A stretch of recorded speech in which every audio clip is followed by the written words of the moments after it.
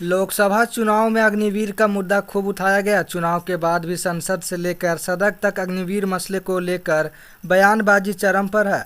सरकार अग्निपथ स्कीम को हर हाल में सही बता रही है, जबकि विपक्ष का कहना है कि सेना में 4 साल की नौकरी की सही नहीं है, सरकार इसमें बदलाव करे। दरअसल हमेशा से सेना की नौकरी को समाज में सम्मान से नज़रिए से देखा जाता है। कहा भी जाता है कि सभी को देश सेवा का मौका नहीं मिलता है। सरकार कह रही है कि अग्निपथ स्कीम से युवाओं में देश प्रेम बढ़ेगा। यह सेना के लिए गेम चेंजर स्कीम है। इससे सेना भविष्य की चुनौतियों से बेहतर ढंग से निपट सकेगी। दरअसल अग्निपथ योजना के तहत आर्मी, नेवी और एयरफोर्स में जवानों की भर्तियां होगी। इनका रैंक मौजूदा रैंक से अलग होगा और ये अग्निवीर कहलाएंगे। इस योजना के तहत हर साल करीब 40 से 45 हज़ार युवाओं को सेना में शामिल करने का प्लान है। ये युवा 17.5 साल से 23 साल की उम्र के बीच होंगे। उत्तर प्रदेश में नेपाल से सटे 20 जिलों में पिछले 4 से 5 दिनों से बाढ़ के हालात बने हुए हैं। करीब 20 लाख की आबादी पानी से घिरी हुई है। राज्य में पिछले 24 घंटे में भारी बारिश की वजह से हुई घटनाओं में 10 लोगों की मौत हुई है। आईएएस पूजा खेड़कर और उनके परिवार की मुश्किलें कम होती नहीं दिख रही है। पुणे पुलिस ने अब पूजा खेड़कर की मां मनोरमा खेड़कर को अवैध हथियार रखने के आरोप में हिरासत में लिया है। पुलिस सूत्रों के अनुसार पुलिस इस मामले को लेकर पूछताछ करने के बाद उन्हें गिरफ्तार कर आज कोर्ट में भी पेश कर सकती है। आपको बता दें कि पुणे पुलिस ने कुछ दिन पहले पूजा खेड़कर की मां को एक नोटिस जारी करके अगले 10 दिनों के अंदर जवाब देने के लिए कहा था।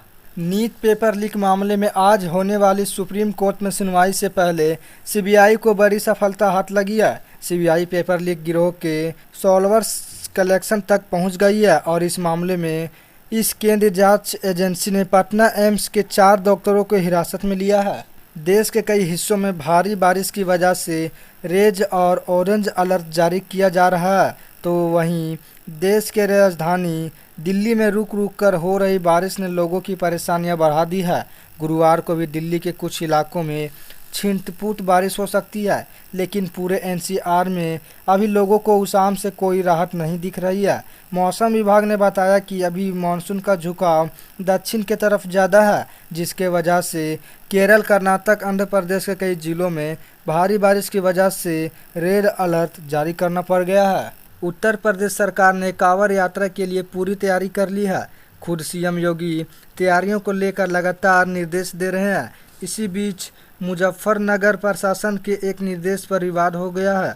मुजफ्फरनगर में सभी दुकानदारों को निर्देश दिया गया है कि वे अपनी पहचान के साथ दुकानदारी करें, यानी सभी दुकानदारों को अपनी दुकान पर नाम का बोर्ड लगाने को कहा गया है।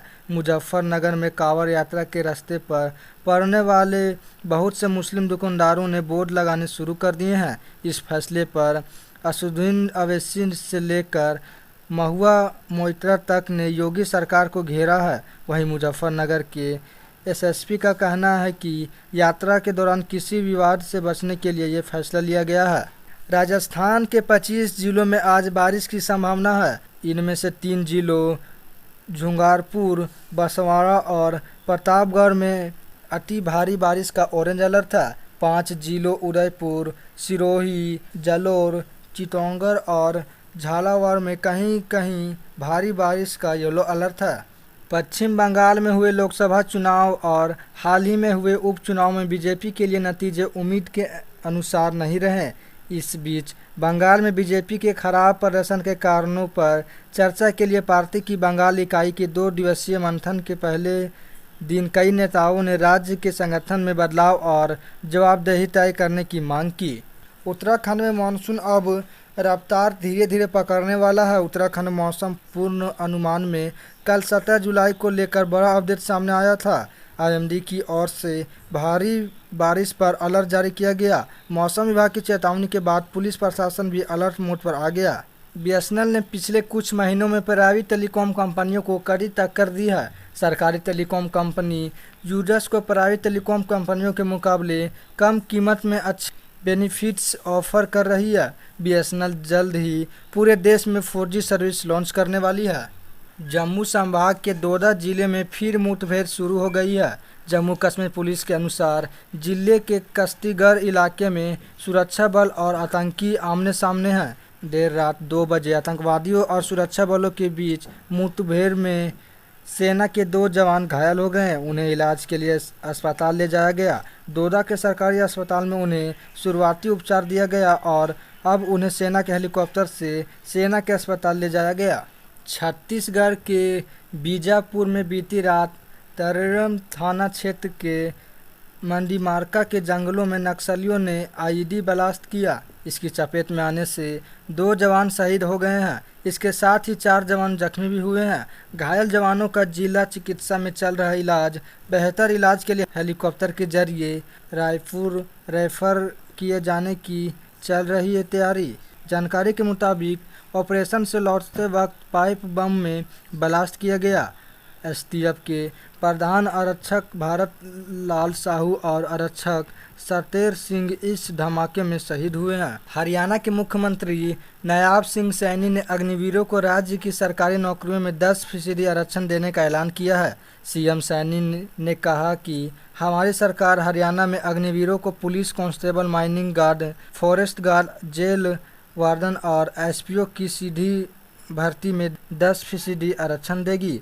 बुधवार को चंडीगढ़ में प्रेस कॉन्फ्रेंस में सीएम सैनी ने कहा कि हमने इस अग्निवीरों को ग्रुप डी और सी में सरकारी पदों के लिए निर्धारित अधिकतम आयु में 3 साल की छूट देने का भी फैसला किया है।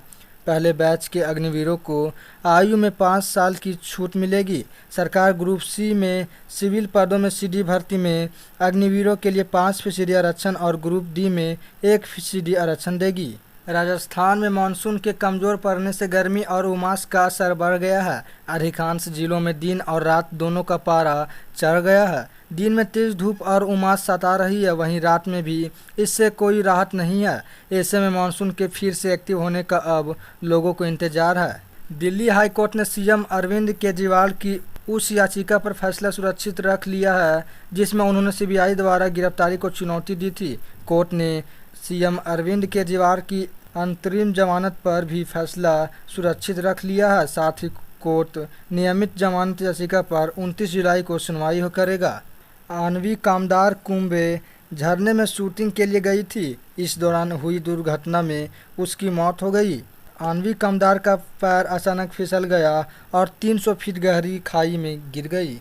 कैबिनेट की बैठक में कई बड़े फैसले हो सकते हैं। सूत्रों से मिली जानकारी के मुताबिक सरकारी कंपनियों को अपनी कोल माइन के नज़दीक की ज़मीन की लीज और माइनिंग का अधिकार मिल सकता है। नियमों में जरूर बदलाव को कैबिनेट की बैठक में मंजूरी मिल सकती है। डिफेंस सेक्टर से जुड़े 4 प्रस्तावों को भी मंजूरी मिल सकती है।